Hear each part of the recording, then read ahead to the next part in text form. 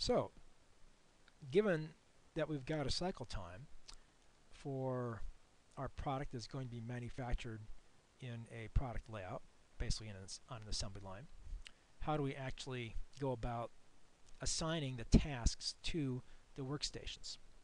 Well, we need a little more information. We need to have a precedence diagram showing the relationships between the different elemental tasks and which one needs to come first, and that's shown right here. It's very similar to an activity on node project diagram, which is one reason why I chose that representation for project management, because it prepares us for assembly line balancing and coming up with product layouts. So we can see here that task A needs to be done before B, needs to be done before E. Down below I need to do C before D and D before F, and then finally F has to be done before G and G has to be done before H. And I can take this information just like I did in project management and use it to construct the list of the immediate predecessors for each task. You can see that A and C do not have any immediate predecessors.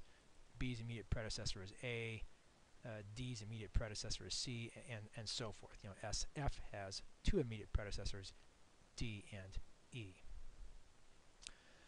I also need information on the time required to complete each elemental task, and I've got that listed here.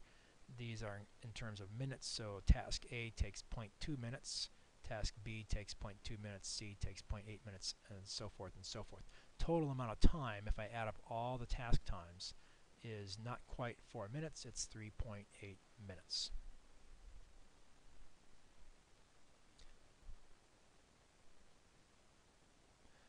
So the basic way this is going to work is, now that I've got the cycle time of the line, I'm going to start with the current workstation, and I'm going to start stuffing tasks into that current workstation until it fills up. Then I'm going to move on to the next workstation, stuff tasks in that workstation. That fills up, go on to the next workstation. And I'm going to keep going until I've placed all of the tasks. So the question is, how am I going to pick tasks to be assigned to the different workstations? Very clearly, if I take a look at my example here, I can't assign a task to a workstation unless it has no immediate predecessors, or its immediate predecessors have already been placed. So that's a clear constraint. But that still leaves me with a couple of possibilities just to get started here, and that means I need some sort of criteria, some sort of rule. And what I'm going to use in this example is the greatest positional weight rule. This is one of the rules discussed in the text. It's a reasonably common rule to come up with a good assignment of tasks to workstations, and this whole procedure is referred to as line balancing, because in coming up with a product layout, what I'm trying to do is assign the elemental tasks to the different workstations so that the workload is balanced across all of the different workstations, or the assembly line, as a product layout is frequently referred to. So let's get started. And what I've got here is I've got my list of tasks on this side, and over here I'm going to show the workstations and how I've assigned the tasks to each of the workstations. A reminder here that my cycle time is 1.2 minutes, and I added an additional column over here. I'm not just listing the tasks, the times, and the immediate predecessors, but also the positional weights, because this is going to be the criteria I use to pick tasks that are eligible meaning don't have any immediate predecessors that are unplaced, picking tasks that are eligible to be placed in the workstation. The ranked positional weight is a fairly simple concept. All I'm doing is looking at the total time necessary to do that task and all subsequent tasks, right? All downstream tasks. So if I start at the very end of the line here with the last task, H, which takes 0.3 minutes, its ranked positional weight is just going to be 0.3 minutes, because there's no task that needs to be done after H. If I go up to task G, however, that takes 0.4 minutes, its ranked positional weight is going to be 0.7. The basic idea being there that I include the task time for G as well as a task time for H, which is the only successor of G. So 0.4 plus 0.3 gives me 0.7. Similarly, task F is followed by G and H, so I'm going to add the task times for G and H to the task time for F to get the rank positional weight of 1 plus 0.4 plus 0.3 equals 1.7, and so forth and so forth, and you can confirm for yourself that these rank positional weight calculations are correct. So the basic idea means that I'm going to give higher priority to tasks that have a higher positional weight, and the tasks with higher positional weights are generally going to be tasks that are further upstream, that are early in the process, and tasks that either themselves are very long or that have some long bottleneck tasks following them. So I'm trying to put the big items in the bottom of the stack first, then I'm going to stick the small items around the top. That's the general, not too sophisticated rationale for this technique, but it actually seems to work reasonably well. So starting out here, I've got two candidate tasks highlighted in yellow, task A and task C. They're candidate tasks because they don't have any immediate predecessors that are unplaced. So you see that there's 0 immediate predecessors here. Now which one do I want to place? Well, if I look at the positional weight for each one of them, I see that C has the higher positional weight of 3.1. So I'm going to want to place C first in workstation 1. So I place C in workstation 1 first. That takes a total of 0.8 minutes. Then I calculate the time remaining. The time remaining is simply the cycle time, 1.2 minutes, minus the task time of the task I just placed. That gives me 0.4 minutes left for additional tasks to be placed in workstation 1. Once I place C, then I'm going to scratch it off the list. Okay, mark it out here with red. And having placed C, now D does not have any unplaced immediate predecessors, and it is a candidate task, so I've also highlighted it in yellow. Well, now I have to choose between A and D, which is the next task to place.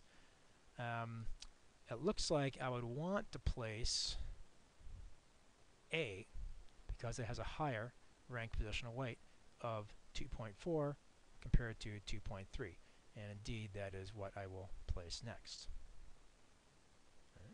A is selected since it has the higher positional weight, 2.4, and it takes 0.2 minutes, and I subtract that from the earlier time remaining. Now I'm down to 0.2 minutes left available in workstation 1. So I have to find a task that has 0.2 minutes or less to place in workstation 1 or go on to workstation 2.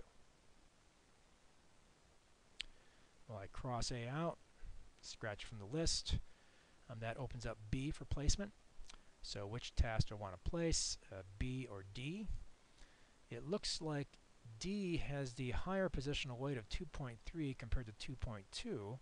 However, D is not going to fit.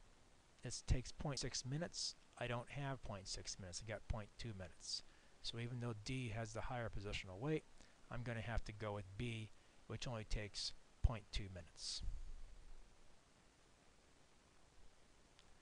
And once I place B, I've got no time remaining in workstation 1. I've filled up workstation 1. Now I'm going to go on to workstation 2. So A, B, and C are placed. That opens up E as a candidate. I got to pick between E and D. That's easy. D has got the higher positional weight. So I'm going to put D as the first task in workstation 2. D takes 0.6 minutes. That leaves 0.6 minutes. I cross out D, and I cannot make F a candidate because F has not just D as an immediate predecessor but also E. So right now there's only one candidate to be placed in workstation 2, and that is task E, which takes 0.3 minutes. It will fit.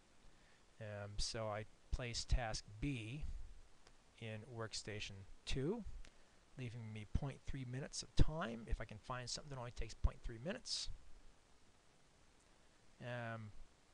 but it doesn't look like I'm going to be able to do that because the only candidate task here is F, and it takes 1 minute. So I can't put task F in workstation 2. I only got 0.3 minutes left. I'm going to have to start a new workstation and stick F in the new workstation. So F is the first task in workstation 3. And after placing it, I got 1.2 minus 1 equals 0.2 minutes left. Well, it becomes pretty simple now because there's not much choice. G is the only candidate task after placing F, and it takes 0.4 minutes. That's not going to fit in workstation 3, so I got to put G in as the first task in workstation 4. That leaves me with 0.8 minutes. And the last task to be placed, H, 0.3 minutes, does indeed fit in workstation 4, so I place it in workstation 4. So that's very quickly how I can apply the positional weight or greatest positional weight, or also called the rank positional weight method, in assigning tasks to the workstations in an assembly line or in a product layout. And again, there's lots of other rules. They talk about the most operations or most task remaining rule in the text, and some other rules as well, longest operating time. But they all work pretty much the same way. The only difference is what's the criteria used to pick a task for placement in the workstation. And what I can be interested in now is, well, how good is this assignment of tasks to workstations? How good is this product layout? And I can apply the formula that I had earlier for balance delay. Simply 1 minus the sum of all the task times, and that's right over here, 3.8 minutes, divided by the cycle time of 1.2 minutes times the number of workstations, which is 4 that I ended up with. So I get 3.8 divided by 4.8 equals, or subtracted from 1 rather, gives me 0.21 or 21%. So my balance delay is 21%. That means 21% of the time spent making the product, or the time that the part spends at the in the layout, is not being used, is wasted. Okay, so it's not a great balance delay, but not terrible either.